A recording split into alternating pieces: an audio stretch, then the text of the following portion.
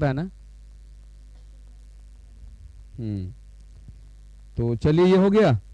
कितना होगा?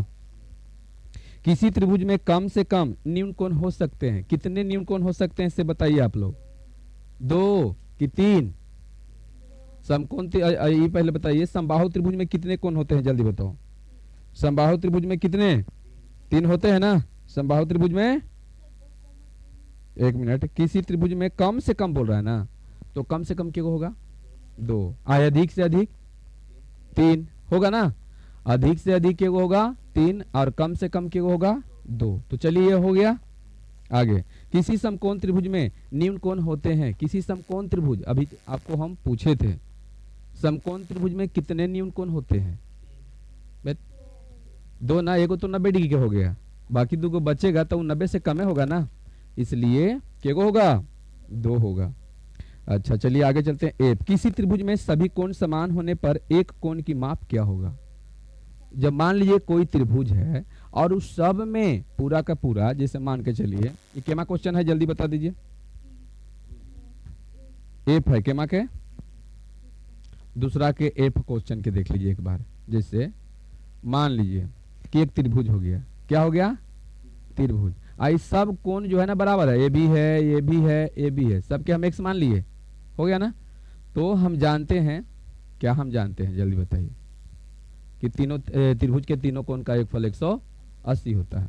ठीक है, तो त्रिभुज के जब तीनों कोण का एक फल 180 होता है, तो यहाँ पर बताइए कोण ए प्लस कोण बी प्लस कोण सी बराबर 180 होगा, जल्दी बोलिए। 180 होगा। अभी पहले बताओ, ये एक्स होगा, ये यहाँ पर एक्स होगा, और ये भी एक्स होगा, बराबर 180। अब पूछ रहा है कि एक कोण कितना, एक कोण का माप कितना होगा। तो चलिए कितना हो जाएगा? 3x हो जाएगा, बराबर 180। अब बताइए x बराबर क्या होगा? 180 अब बट्टे में 3, 3 छक 18, इसलिए x बराबर 60 डिग्री। एक मतलब कि प्रत्येक कोण कितना होगा? हाँ, प्रत्येक कोण 60 डिग्री का होगा, है ना, होगा। बात समझ में आया? ये भी हम आपको बताए थे कि समबाहु त्रिभुज में तीनों के तीनों कोण बराबर होते हैं और उसका माप कितना होता है? 60 डिग्री का, बोले थे कि नहीं? तो याद रखिएगा, कोई भी त्रिभुज है और तीनों भुजा अति तीनों के तीनों कोण बराबर है, एक मतलब पक्का है कि वो 60 डिग्री का ही होगा। समझ गए? आगे चलते हैं। तीसरा, यदि किसी त्रिभुज की एक भुजा बढ़ा दी जाए तो बहिष्ठ कोण अभिमुख अंतः कोण के योग के बराबर होता है ना। अंतः कोण के है ना, के योग के बराबर होता है। यहाँ पर क्या बढ़ाएगा? योग बढ़ाएगा। क्या बढ़ाएगा? योग बढ़ाएगा। ये पहले बताइए कि यहाँ पर हम इस तरह से ऐसे बनाए थे ना, ऐसे बनाए थे ना। अब ई कोण जो है, ये दोनों के योगफल के ई बराबर हुआ कि नहीं, इसको बहिष्ठ कोण बोलते हैं। क्या बोलते हैं? बहिष्ठ कोण। तो ई अंतः कोण के ई दोनों के, यानी कि एक त्रिभुज है, त्रिभुज की एक भुजा को बढ़ा दिया जाए, बढ़ा दिया जाए तो ई कोण जो है ना बन रहा है बगल में, ई वाला का छोड़ के अन्य दो कोणों के योगफल के ये क्या होगा? बराबर होगा। क्या होगा? बराबर होगा। तो एक मतलब कि दोनों का ये, अगर ई 70 है और ई 60 है, तो बताओ ये कितना हो जाएगा? 130। कितना होगा? 130। ऐसा ही अगर मान के चले कि भुजा को हम एन में बढ़ा दें, एन में बढ़ा देता, ई जो कोण है ई और ई के योगफल के बराबर होगा, इसको बहिष्ठ कोण कहते हैं। क्या कहते हैं? बहिष्ठ कोण। चलिए मेरा बात समझ में आ गया? आया कि नहीं आया? चलिए, तो केमा है ये? यदि किसी त्रिभुज की एक भुजा बढ़ा दी जाए तो बहिष्ठ कोण प्रत्येक अभिमुख अंतः कोण से क्या होगा? हाँ, बराबर होगा ना। बोलिए क्या होगा? केमा के है? तीसरा के यहाँ पर क्या बोल रहा है? रुक जाइए, करने गया। हाँ, यदि किसी त्रिभुज के एक भुजा बढ़ा दी जाए, एक भुजा को बढ़ा दिया जाए, भुजा को बढ़ा दिया जाए, तो बहिष्ठ कोण प्रत्येक अभिमुख अंतः कोण से क्या होगा? बड़ा हो जाएगा। कैसे बड़ा हो जाएगा? कहा है कि अगर हम यहाँ पर ऐसे करते, इसका कहने का मतलब ये है, जैसे देखिए वो बढ़ा दिए, ओके, यहाँ पर मान लो 70 है, आई मान लो 60 है, यहाँ पर आ गया 13, यानी कि 130। तो बताइए दोनों की तुलना करेंगे तो बताओ 70 से ज़्यादा है कि नहीं, 60 से ज़्यादा है कि नहीं? बोलिए समझ में आया? तो ये क्या हो जाता है, उससे ज्यादा हो जाता है। बोलिए यहाँ तक समझ में आया? और अगर हम योग की बात करते हैं, योग की बात करते हैं तो दोनों के योग के बराबर होता है। समझ गए? हाँ चलिए खेमा चलते हैं तीसरा के। तीसरा खेमा चलना है सी।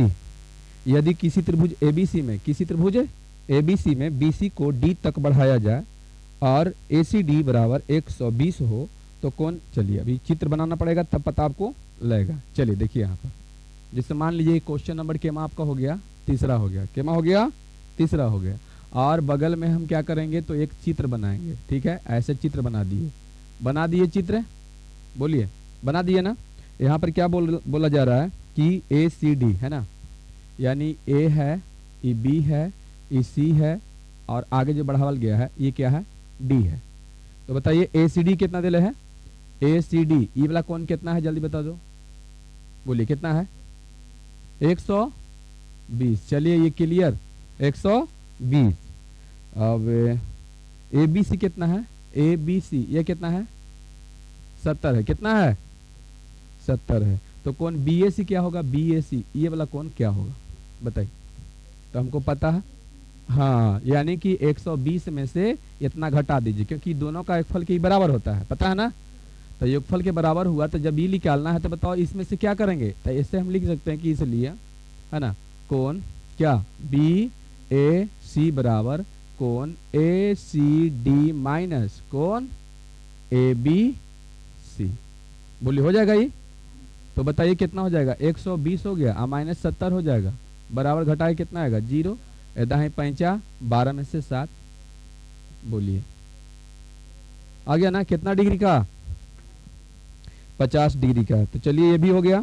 आते हैं क्वेश्चन नंबर कितना में, केमा में, हाँ किसी त्रिभुज के लिए निम्नलिखित में से कौन सा संभव है, कौन सा बात सही है, किसी त्रिभुज के लिए कौन सा बात क्या है, सही है। तो चलिए दो अधिक कोण, दो अधिक कोण, दो समकोण, दो न्यून कोण, प्रत्येक कोण 60 डिग्री से बड़ा, प्रत्येक कोण यानी कहने का मतलब किसी त्रिभुज के लिए निम्नलिखित कौन सा बात सही है। क्या दो अधिक कोण, क्या किसी भी त्रिभुज में दो अधिक कोण होते हैं, अच्छा दो समकोण होते हैं, मतलब 2 को 90 डिग्री कोण होता है किसी त्रिभुज में, 2 को मिलके 180 बन जाएगा, और 3 को मिलके होना चाहिए, तो ये भी गलत है। 2 न्यून कोण हो सकता है, हाँ 2 न्यून कोण हो सकता है। अच्छा प्रत्येक कोण 60 डिग्री से बड़ा हो सकता है, नहीं, कैसे 60 होबे करता है। अच्छा प्रत्येक कोण 60 से छोटा हो सकता है, नहीं, तो यही आपका सी आंसर होगा, 2 न्यून कोण हो जाएगा। केमा चौथा के केमा है, चौथा नंबर खाली है, आंसर हो जाए क्या सी, यही ना। चलिए आगे चलते हैं, निम्नलिखित में कौन सा समूह किसी त्रिभुज के 3 कोण हो सकते हैं। तो सबसे पहले आप जो भी दिले है, जैसे एक दिले है पहला क्वेश्चन में ए में दिया गया है 40 50 60, इस सब के जोड़ के देखिए, अगर जोड़ के अगर आपको जोड़ने के बाद 180 आता है तो त्रिभुज संभव है। समझ में आया, क्योंकि त्रिभुज के तीनों कोण का योगफल 180 होता है। तो बताइए सब फेरा फेरी इसी जोड़ के सबके देख लोगे, जो 180 आ रहा है वो संभव हो जाएगा, वही आपका आंसर होगा। तो बताइए इसको छोड़ दें, कौन सी, सी में जोड़िए 7, हाँ सी जो है हो जाए, क्योंकि 70 70 140, फिर 40 है तो 80 हो गया कि नहीं, तो ये हो जाएगा।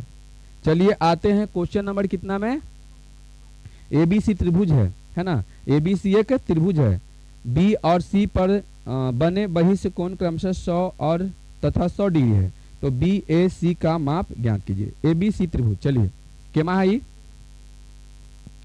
छठा ना। चलिए एक त्रिभुज बना दिए हम, ध्यान से देखिएगा, ये मेरा त्रिभुज बन चुका है, बन गया, त्रिभुज बन गया ना। चलिए अच्छा बन गया, एबीसी एक त्रिभुज है जिसमें बी और सी पर बने बहिष्ठ कोण, बी और सी पर, चलिए ये हो गया, ये बी हो गया, ये सी हो गया, यहाँ भी बहिष्ठ कोण बना और यहाँ भी बहिष्ठ कोण बना, यही बोल रहा है ना।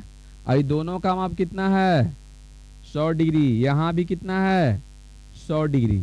बोलिए यहाँ तक समझ में आया, चलिए क्या पूछ रहा है अब, तो कोण बी ए सी की माप बताइए, बी ए सी। चलिए बी ए सी इसका माप कितना होगा बता दो फटाफट। नहीं आ रहा है समझ में, तो पहले हम क्या करते हैं ना कि हम ई कोण के माप निकाल लेते हैं। ठीक, कोण निकाल लें, इसको मान लो कि हम नाम धर देते हैं एक्स, कोई दिक्कत। अब ई पहले बताइए कि ई कोण ई कोण, ई दोनों कौन सा कोण कहलाएगा, रैखिक कोण कहलाएगा। रैखिक कोण, ये बताए थे ना, कोण के बारे में बताए हैं ना, समांतर दो खींच के ऐसे करके 8 को जो कोण बनाए थे, सब कोण बनाए थे ना, संगत कोण, रैखिक कोण, ये सब बताए थे कि नहीं बताए थे। तो बताइए अगर कोई भी रेखा सीधा खींच दोगे वहां से कोई एगो ऐसे टच करेगा ऊपर से, है ना, तो ये दोनों कोण जो है यानी कि दोनों एक नीचे वाला भाग जो है एकदम सीधा होना चाहिए, तो ये कौन सा कोण कहलाता है, रैखिक कोण। तो बताइए रैखिक कोण है, तो रैखिक कोण से एक्स के मान निकाल लें। तो लिखते हैं कि रैखिक कोण से, रैखिक कोण से बताइए 100 प्लस एक्स बराबर कितना 180 डिग्री। अब बताइए कि एक्स का मान कितना 180 डिग्री माइनस 100 डिग्री है ना, तो इसलिए एक्स का मान मेरा कितना आ जाएगा 80 डिग्री। समझ में आ गया, एक मतलब कि मेरा ये कितना डिग्री क्या आ गया 80 डिग्री आ गया। तो बताइए 80 डिग्री वाला आ गया तो ई कोण आ जाएगा, हाँ यानी 100 में से 80 घटा देंगे तो कितना आ जाएगा 20 डिग्री। ये कितना हो जाएगा 20 डिग्री।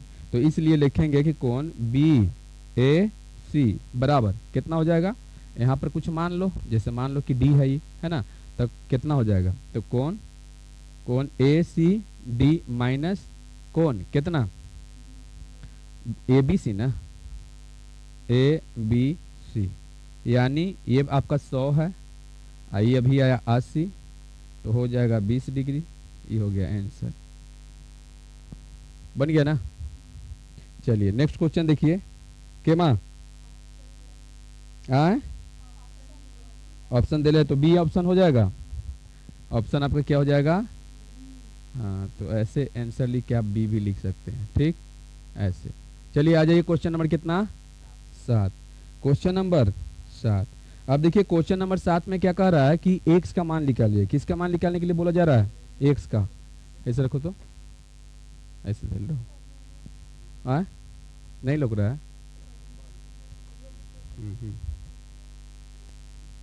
चल देखिए, अब देखिए क्वेश्चन नंबर कितना में, कितना, तो क्वेश्चन नंबर 7 में आते हैं। बताइए 7 में क्या दिया गया है, तो देखिए एक त्रिभुज बनाया हुआ है, ऐसे बन गया, एक त्रिभुज बन गया और इसका नाम क्या है, ए है, बी है और सी है। ठीक, ए ओ के नाम है 2x, और इसका नाम कितना है 3x, और इसका नाम कितना है 4x। तो चलिए यहाँ पर x के मान निकालना है, क्या निकालना है, तो चलिए हम लिखते हैं, हम जानते हैं कि त्रिभुज के तीनों कोणों का योग 180 डिग्री होता है। बोलिए होता है, तो इसलिए कोण ए प्लस कोण बी प्लस कोण सी बराबर 180 डिग्री। यहाँ तक हो गया ना। अब बताइए ए बी और सी के जगह पर क्या, ए के जगह पर कितना रखें 4x, चलिए अब बी के जगह पर कितना रखें 2x प्लस 3x, अब बराबर में कितना हो जाएगा 180। अब बताइए 4 2 6 और 3 9, 9x और लिखिए 9x बराबर 180 डिग्री होगा। तो अब बताइए कि x बराबर क्या हो जाएगा 180 डिग्री, अब बट्टा में 9, 9 दूनी 18, इसलिए x का मान 20 डिग्री होगा ना।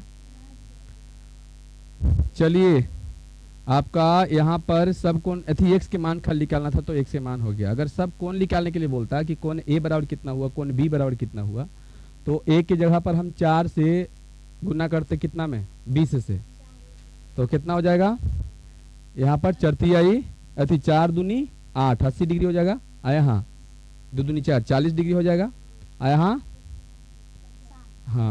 कितना 3 दूनी 6 60 डिग्री हो जाता, ये बन गया।